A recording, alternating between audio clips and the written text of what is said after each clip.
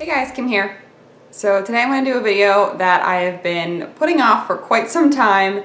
A lot of people have been asking for it and I just keep not doing it, so I'm finally going to do it today. And as the title says, I'm going to share with you my eating disorder past and recovery. So it's not going to be a short video, as much as I'd love to just keep it nice and short and sweet. But when you struggled with an eating disorder for 15 years, there's really no real short version of the story. So make yourself comfortable, maybe get a snack or a cup of coffee or something because it's going to be kind of long.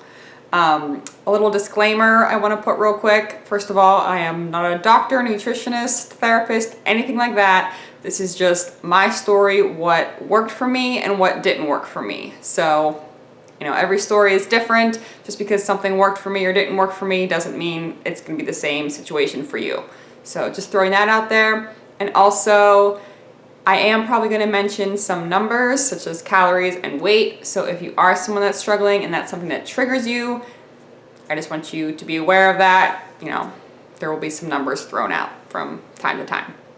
So that is about it. I'm just gonna get started, and forgive me if I kind of jump around a little bit. I don't have anything written. I'm just kind of gonna go through it all, so I might skip some things and backtrack and that sort of thing, but I'm gonna try to get the whole story in there. So to start off, my childhood, very briefly, was super duper normal. As a kid, I ate what I wanted, didn't think twice about it. I was always a very skinny little child. They actually called me Skinny Minnie. But I didn't think twice about what I ate. My parents weren't strict with food or anything, so it wasn't like, no, sweets are bad. My parents owned a cookie bakery, obviously, so I ate ice cream, cookies, mac and cheese, peanut butter and jelly, the normal kid stuff. And that was how I was all through junior high. Just ate what I wanted, was naturally very thin and happy. So it pretty much started in 9th grade when I was about, I think, 14 years old. And I've always been a very active child, out running around and just being outside, being active. And in 9th grade, I joined the cross-country team. So even though I had been active my whole life, now I was running 6 miles a day and some weightlifting and, being extremely, extremely active, hardcore workouts. And just kind of naturally, I lost a couple pounds. Nothing significant, but I kind of liked it. I had visible abs, which was kind of cool. 9th grade is when you're really kind of starting to take notice of your body and really kind of caring what you look like. And so losing just those couple little pounds, I was like, it's kind of nice. So my clothes fit better and I felt good. I realized then that if I cut out the junk food, ate healthier, then maybe I'd lose even more weight. So I kind of cut out junk food. I remember I ate oatmeal like it was nobody's business. I guess back then that's just what I thought, healthy oatmeal, I'll eat that. Or I'd eat like one big meal a day and then not really eat much the rest of the day. But it wasn't really affecting my life at all. I was just like kind of experimenting with the diet thing, I guess, which I didn't need to do at all. But, so no one really took notice. A couple people would say, oh, looks like you lost a couple pounds. And I was kind of like, yeah, but not really a big deal at that time. So come to 10th grade, I go for my school physical for spring track. And they had noticed that I had lost about 10 pounds since 9th grade. So they were concerned and they said, you can't run. And at that time I was about 107, 108. And keep in mind, I am 5'7", so I'm pretty tall. And they basically said, you're gonna have to weigh in every week. If you're 108, you can run for the week and compete. If you're 107 or less, you can't. So we started this awful cycle of me going in and getting weighed every week. Some weeks I got to run, some weeks I didn't. And looking back, it was very silly. I wish then we would have just, realized there was an eating disorder starting and taken care of it instead of just these silly weigh-ins. Because to be honest, I would just go eat a big meal before a weigh-in or something like that. And it wasn't really setting in that this was becoming an issue, which I should have realized because I each week I didn't want to gain the weight. You know, I was kind of almost a little bit happy if I was at 107 or lower, even though it meant I couldn't run. So that kind of went on for the season, and then we get to 11th grade, and I kind of just got sick of the not eating thing and just decided, you know what, screw this is stupid. And thought that was the end of it. I gained some weight, got up to I think 120, give or take, I don't really remember. And I was running again and just eating whatever, maybe a little bit too much kind of overcompensation. I gained the weight back kind of fast. Keep in mind I was still very thin, very normal weight, all that. But I put the weight back on. And that went through 11th grade, 12th grade. I was kind of okay with it, but then I started to kind of miss my teeny tiny little body and wanted that back. But I also still wanted to be able to eat. So I remember it was in 12th grade, the first time I had just kind of overeaten a little bit, not even, you know, a crazy amount, but just thought, I shouldn't have eaten all that. And I kind of didn't discover it, but found out about bulimia. And I made myself sick, and I thought, wow, this is the answer to everything. Now I can eat what I want and get my skinny body back. So that started kind of switching from anorexia to bulimia, and it was in 12th grade.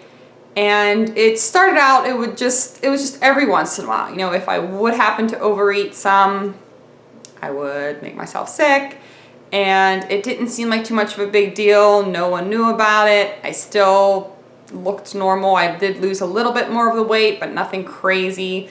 Probably got down to 115-ish or so. And I just thought, this is just a little thing I'm gonna do until I get back to my weight I wanna be, and then it'll all be fine. So that kind of went on for a while. I was still running cross country, still exercising, all that. And the bulimia started to get worse. It went from just spontaneous, I ate a little bit too much, to more planned binges where I would, you know, buy or get a certain amount of food. Obviously it was always, you know, junk food. And I would eat it knowing that I was gonna throw up. So that went on for a little while right before I went to college. So that summer before college was not a very good summer. Definitely not the summer it should have been, you know, your summer before college. And I thought, okay, once I get to college, things are gonna be great. It's gonna be this wonderful life, and this will all be nothing. Keep in mind, this whole time, my parents did know something was kind of going on. They didn't really know about the bulimia thing, but they knew that my weight was not quite right, that there was possibly an eating disorder. And I was seeing a therapist here and there, but honestly, I would just lie to them. You know, eating disorders turn you into a little bit of a liar and a manipulator. And I got very secretive about it, so I don't want you to think that my parents weren't doing anything about it. They were doing all that they could, and I just want to put that out there. So I go to college, I go to Lock Haven, which is about 4 hours away, and I go to the same college as my two best friends, thinking this is gonna be wonderful, we're gonna have so much fun, can't wait. Well, I get to college, and my two best friends are on the swim team. I am not, so they have all their swim team friends, they're super busy, and I'm suddenly all alone. And I did not like my roommate at all. So what did I do? I went back to my wonderful friend, Ed, AKA eating disorder. And this is when it got really, really, really bad. Obviously, in college life, you're free to do what you want. You don't really have to answer to anybody. No one was questioning what I was doing. You know, the couple friends I had, I just kind of pushed them away, or they were too busy anyways. And also with college comes dining halls with unlimited food, and that's never good for someone with an eating disorder. So the bulimia really got bad, really out of control, just really bad. And somehow I still made it through with a 4.0. I don't know how I did that, but I was, you know, engaging in the binging and purging quite frequently. You know, I would go to the dining hall, I would go to the store and buy stuff, keep stuff in my room, that sort of thing. And I'm kind of losing my train of thought, sorry. So not only was I doing that, but I was also still anorexic. So if I wasn't being bulimic, I was not eating anything. I was also exercising like crazy because my dorm was right next to the gym. How convenient. So I was either not eating and making myself sick, and on top of that, working out, 2 hours a day. Not a good combination, and that is when I got down to my very lowest scary weight of about 90 pounds. Once again, keeping in mind that I am 5'7", so that was scary thin. And at no time during this did I ever think I was fat or overweight. I know a lot of people that struggle with eating disorders think, oh my God, I'm huge, I have these big arms, these big thighs, whatever. I never thought I was fat. I always knew I was thin. And even at this point, I realized I was too thin. But at this point, the eating disorder was so strong that I couldn't just snap out of it. A lot of people say, well, just eat, just stop. Not that easy. It's like telling an alcoholic or a drug addict, just stop, just don't drink and do drugs. It really becomes a severe mental and even at times physical addiction. And it was just taking over my life extremely bad. So, extremely low weight, I had no energy, but I was still engaging in these awful behaviors. And I had pushed everybody away, all my friends. All I wanted was me and my eating disorder. Didn't want to answer to anybody, didn't really want to stop. And a friend of mine, who is still my best friend, really the only one that stood by me through all of this, had come up to visit me and saw what I looked like, and I guess went home and called my parents crying, I don't know what to do, all this and that. This was all right before spring break. So then I went home and my parents actually kind of caught me in the act and obviously didn't know what to do, were very scared. Said, we can't send you back to school like this. And I basically just lied and assured them that I'm gonna be okay, I'm gonna do better, I'm done with it, I wanna gain weight. And I guess they kind of believed me or didn't have much of a choice, and so I went back to school. At school then, my RA caught me in the act, kind of. And she basically said, as a college, we can't allow this to go on. We can't have you here with the risk of, you having a heart attack or something happening. And, we don't know what to do either. Our hands are tied. So by the time that happened, it was almost the end of the school year. And so I had just decided I'm just going to finish out the school year and I'm going to transfer. I'm done with this school. I don't want any more of it. So that's what I did. I finished out the school year doing a little bit better, still engaging in behaviors, but not quite as bad. And then came home for the summer. That was a pretty bad summer as well. So it was after freshman year of college. I did get a job. I did start dating a guy and it was a little bit better. So the bulimia wasn't so active, mainly because I was home and it was harder and my parents were keeping an eye on me because they knew, and I was busy working and with the boyfriend and all that stuff. So it was more back just to anorexia and overexercising. And I did gain a little bit of weight, nothing, significant really, but I was back into the triple digits at least. And this whole time I should mention too that I wasn't really getting my period. That's a big sign of, being underweight. But I never did get it from an early age regularly, so it wasn't too much of a concern, although it should have been more so, but I just wasn't really that concerned about it. Being I don't know how old I was at this time, 18, 19, 20-year-old, you just don't think too much about it. It was kind of nice to not have a period, and so I didn't worry too much about it. So then after that summer, I went to IUP, Indiana University of Pennsylvania, and made a not very good choice by getting my own apartment. And having your own apartment with an eating disorder is never good because then you really have no one to answer to, all the freedom to do or not do whatever, and it was not very good.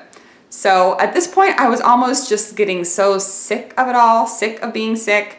And sometimes I would go weeks, maybe even a month or two with no bulimia behaviors, at least. I was still, anorexic, but I was doing better with the bulimia because that was what was really starting to get to me. I had my glands, I don't know if you guys know, you have these glands right here, and like salivary glands, and they were out to here. They were huge from the throwing up. And doctor actually thought that I had measles, which I knew I didn't, but of course I didn't want to tell him what it was really from. And I had stomach cramps all the time. I was tired, my eyes hurt, just everything my body was starting to really kind of break down. And I was getting sick of it. But then every once in a while, usually on the weekends, I would just like almost plan these binges where I would go buy food and then just go and binge and purge.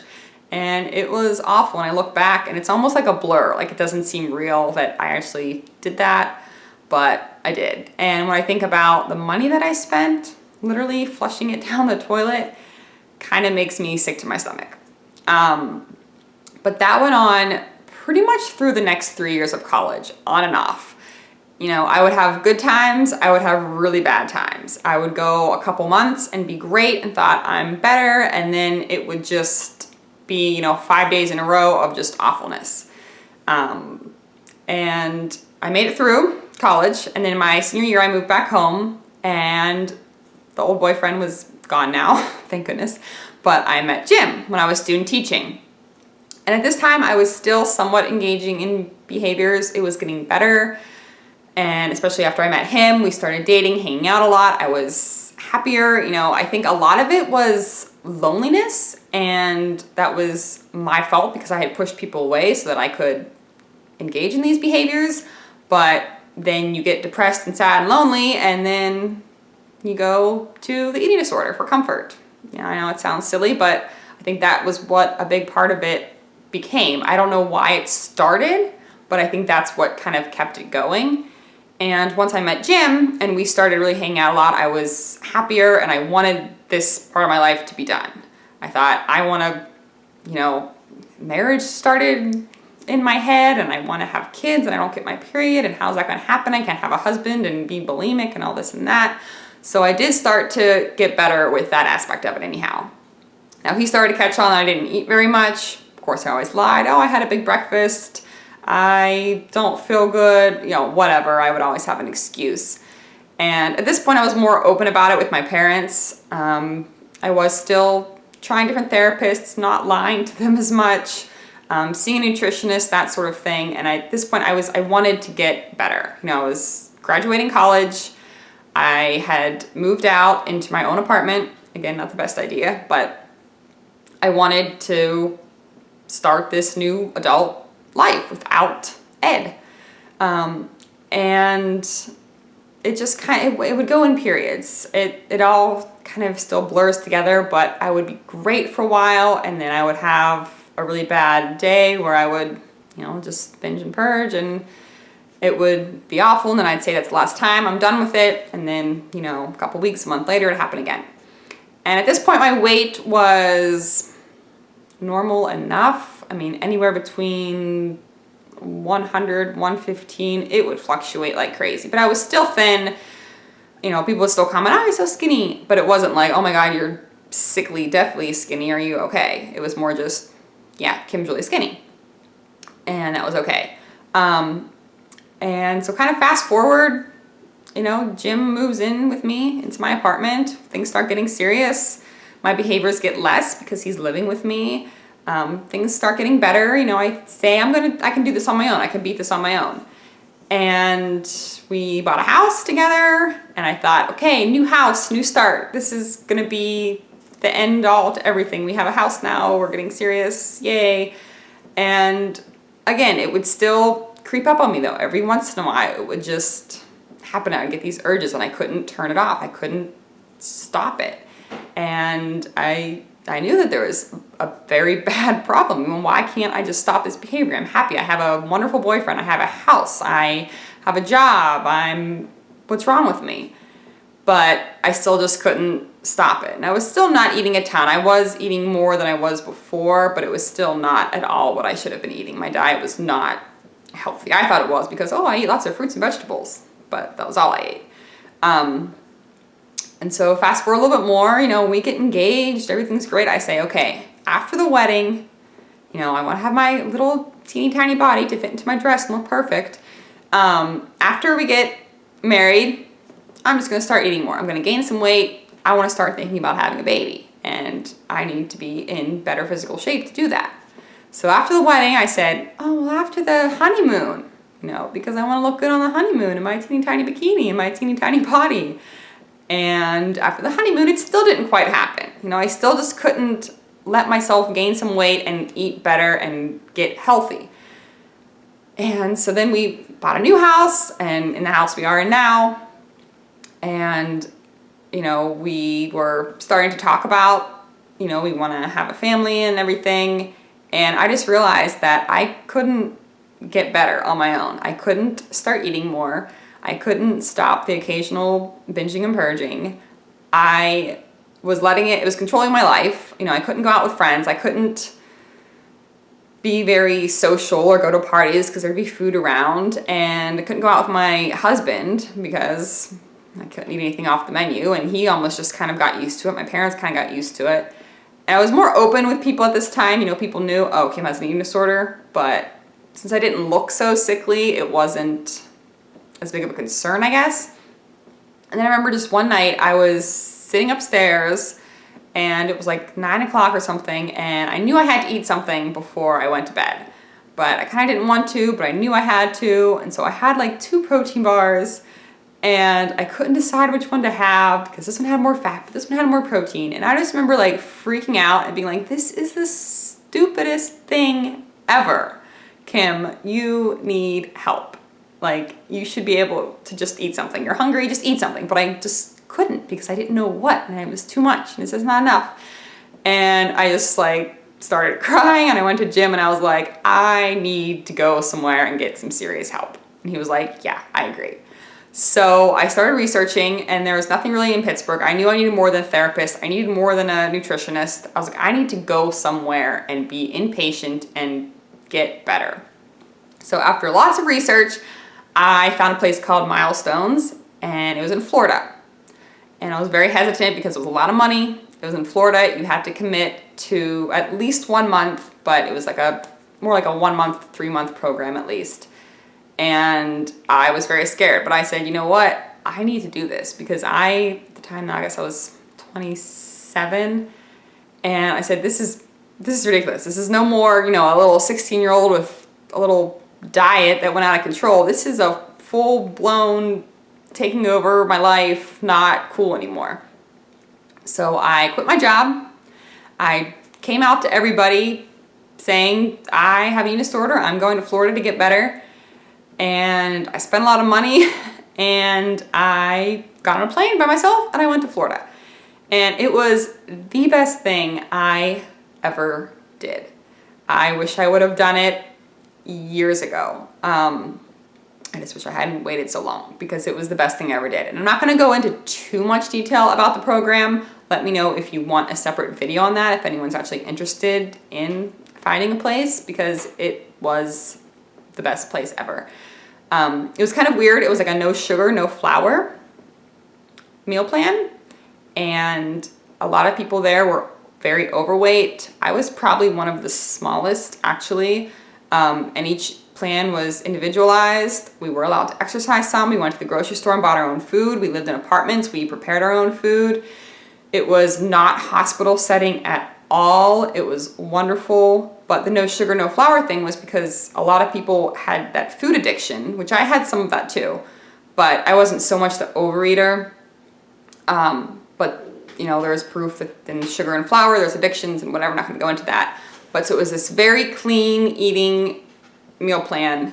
And we went to Overeaters Anonymous meetings, Anorexic and Bulimic Anonymous meetings, which were ABA. And we also went to AA, Alcoholics Anonymous. Surprisingly enough, a lot of people that struggle with eating disorder also struggle with other substance abuses, or substance abuse problems.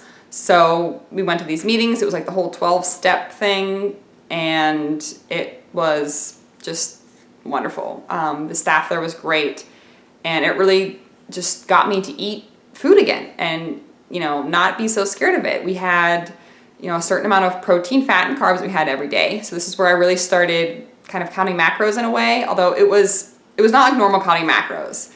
We did weigh and measure everything, which is when I first started getting into that, but it wasn't like you have 200 carbs a day. It was like you had to have 3 carbs at dinner, but 3 carbs was equal to like 3 ounces of beans or 2 veggie burgers or 1.5 ounces of nuts. So it was like this whole book of all these calculations because they didn't really want us to know how many calories or carbs we were eating. So it was like this weird formula. I'm not gonna get into it all, but it was a version of counting macros.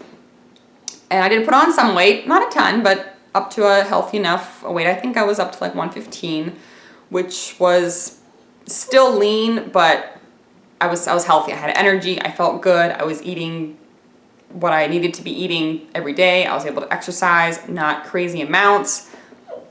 It was great. So I stayed there for almost 2 months, came home, and stuck to the plan for quite a while. You know, this is what I eat. I had my meals. I would take my food everywhere, and it was good. And then I started slowly adding in other foods, such as, you know, bread and protein bars, things like that, working with the nutritionist there to make sure I was still getting enough. And then I slowly kind of stopped working with her just because it was too hard in Florida, and I started to count macros, you know, the real way. I kind of did my own math and figured out what my macros should be, because obviously with the food I could figure out what they should have been. And I started counting macros like a lot of you do, like I still kind of do now. And I would just add different foods and kind of got into the more flexible dieting. You know, I would add in a cookie or this and that and be okay with it. And I did start working with a sports nutritionist who I still see every once in a while. She's helped me too with my, you know, being pregnant and what I should have with that. And things were going really good. Now, I still have some issues with it. I don't think I'm ever going to be completely eating disorder free. I say now that I'm in recovery. I'm not completely recovered. I don't think I ever will be. I think if you have an eating disorder for 15 years, you know, that's more than half of my life. So I've had it for longer than I haven't had it. So I don't think it's something you can just switch off. Now I'm able to live happy and healthy. I can go out to eat. I can do things, you know, and not let food control my life, which is the biggest part of it. But I do still have fear foods, things that I am, you know, apprehensive about. Going out to eat is still sometimes hard because I don't know how much or what's in it. Did they use oil? Did they use butter? You know, things like baked goods and stuff are still sometimes hard because I don't know the amounts. You know, if there's a label, you know, I can eat Pop-Tarts or I can eat a cookie that has a label that I know, because it just kind of eases my mind. But I still do have struggles with it, and I still do sometimes have body image issues and comparing to other people and that sort of thing. But I am in such a better place now. You know, obviously I am pregnant now, which I never thought would happen, and I won't go into too much detail about that either, but getting pregnant did not come easily for me at all. Now the doctors don't think that it was due to my eating disorder.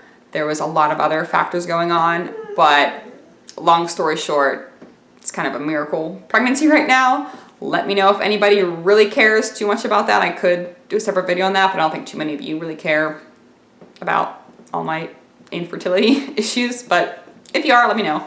And actually being pregnant has really helped me. Now, I do not suggest going and getting pregnant if you have an eating disorder, because there are times before where if I would have gotten pregnant, it would not have been good.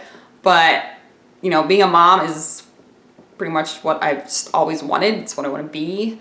And I am going to take care of myself. You know, the gaining the weight has not really bothered me. Now, when I see the number go up on the scale a little bit, I'm like, eh. But then it's like, yeah, I have a baby bump and it's cute and it's fun and I can't wait to be a mom. So it's just made me realize there's so many more important things in life than being super skinny, having a six-pack, you know, looking the best, eating clean, all this. There's just so much more to life. Now, obviously you need food to live and you should try to eat somewhat healthy, you know, eat your fruits and vegetables, but it's just not that serious. And I'm realizing that more and more every day. You know, I still kind of count macros just to make sure I get enough, mainly fat and protein. But if I've, you know, hit my numbers for the day and I'm hungry, I'm gonna eat something else. And if I want 2 cookies instead of 1, then I'm gonna have that, and it's not gonna be the end of the world. And I might not have the perfect body, but that's okay because I'm working more towards having a perfect life. And that might not mean that I have a six-pack and am a size 0. But that's kind of in a nutshell, in a big nutshell, I guess. And a lot of people will say too, well, Kim, you're still so thin. And I still get the, oh, you're so skinny comments. And that's kind of due to 2 things. First of all, genetics. My dad is very tall and thin. I've been thin my whole life. I was a tiny baby, a tiny kid, and I'm just thin. I'm tall and I'm lean. And I'm probably always gonna be that way. The second factor is that I'm a swimmer and a runner. So I burn a lot of calories when I do work out.